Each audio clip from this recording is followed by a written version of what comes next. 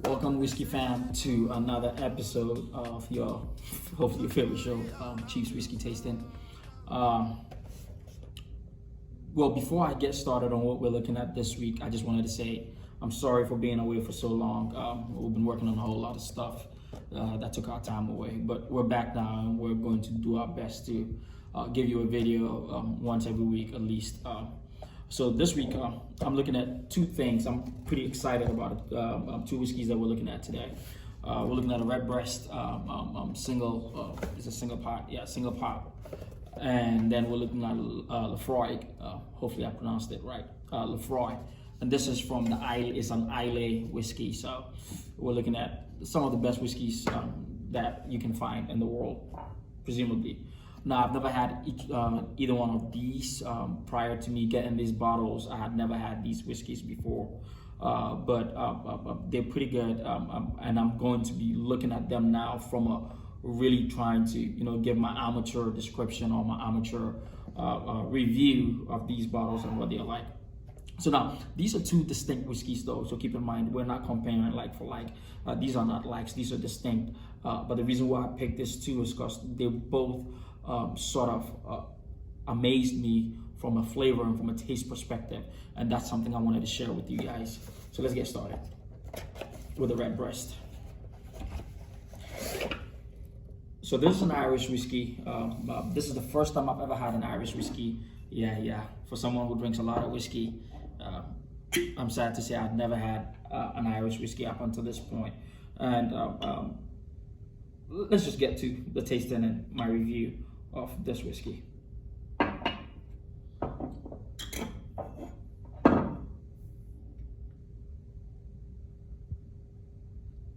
So the first thing here, from a smell perspective, I smell notes, fruity notes. I can almost tell that there's a hint of sweetness here. The one thing I do like about this whiskey is that it's not overwhelming with alcohol fumes. So it's very subtle, almost uncharacteristic of a whiskey, in that it's really gentle to the nose. It's really gentle to take in. I would almost recommend from a small perspective this to a new whiskey drinker, in that you are not overwhelmed by the fumes or the strong character that alcohol or whiskey generally tends to have. Let's get to the tasting.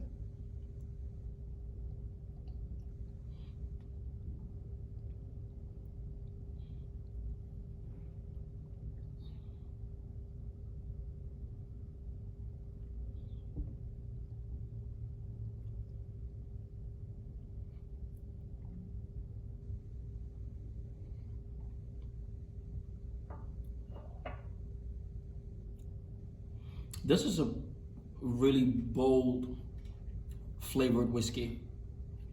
I hear, I taste notes of fruits in here. There's a lot of flavors going on in this whiskey. There's some woodiness to it, but not a lot. It's just subtle woodiness to it, and the woodiness is more lingering, more of an aftertaste in there. It's pretty smooth, not as smooth as I had envisioned based off of the smell. But what I do like about it is the character. This whiskey's got a lot of character. It has a lot going in there. You can tell that there's a mesh of a lot of things going in there. A little thing I found out about this Redbreast whiskey is the fact that it is a single pot whiskey of both malted and unmalted barleys. But beyond that, it was aged, was matured in two different casks. So it was a bourbon cask and a Spanish sherry cask. And I'm thinking, rightfully so, that's why it has this bold, unique flavors going in there. I cannot really pinpoint what it's in there, but I do taste some fruits. I do taste some wood in there. I love it. It's a pretty good whiskey. This is something, I'm a mood whiskey drinker, as you all are aware, and so this is something that I can see myself drinking while I'm trying to enjoy life or trying to relax. This is a really good whiskey that would go for occasions like that if you're someone like me. And if you're new to whiskey drinking, this might be a little overpowering in that it's really, really flavorful. you would either like it absolutely or hate it. And that's my take. It's not strong, but it's not too smooth either. Okay, yeah, so next review will be the Laphroaig whiskey. This is also one that I've never had before. I'm pretty excited about this, in that this is an Islay whiskey, and I'm pretty sure most of you guys out there have probably heard of an Islay whiskey or have tasted an Islay whiskey before. It's just basically an island south of Scotland that is known for its whiskey brewing. So let's get to the tasting.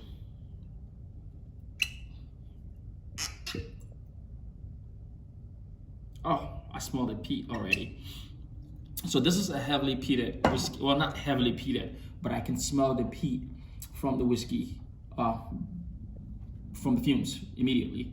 Again, this will be something that will throw you off. Unlike the Redbreast, which is really subtle and sweet from an aroma perspective, the Laphroaig is not so subtle. It's really peaty, so that could really throw you off.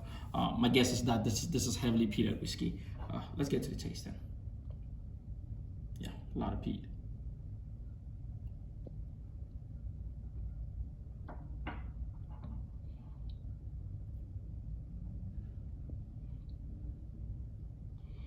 Peaty, smoky.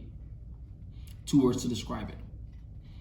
Now, what I absolutely love about this compared to the Redbreast is the finish. The finish is so smooth on this whiskey. You wonder, what did I just drink? It finishes almost like water in your mouth. It's really amazing whiskey. However, you'll have to get past the peat. I know a lot of people don't like peaty whiskeys. I do. I like my peat whiskeys, especially when I'm having some like steak or grilled food. I like to have my peated whiskeys with it. So I do love peat whiskeys, and this is that peat whiskey. Now, what I do love about this more than some like an Ardbeg, which is also a really good peat whiskey, one of my favorites, is that the finish on this is absolutely phenomenal. It finishes almost like water. Oh yeah, this is amazing. Yeah, very, very smoky, very, very woody. All right, guys, so this ends the review. Now, don't forget, we are going to be on YouTube going forward, and so if you ever want to watch any of these episodes besides my page on Instagram, you can find it on YouTube. And don't forget to smash the like button, and let me know what you think about these. If there are any other whiskeys that you would want me to talk about, feel free to put recommendations in the comments sections, and see you next week.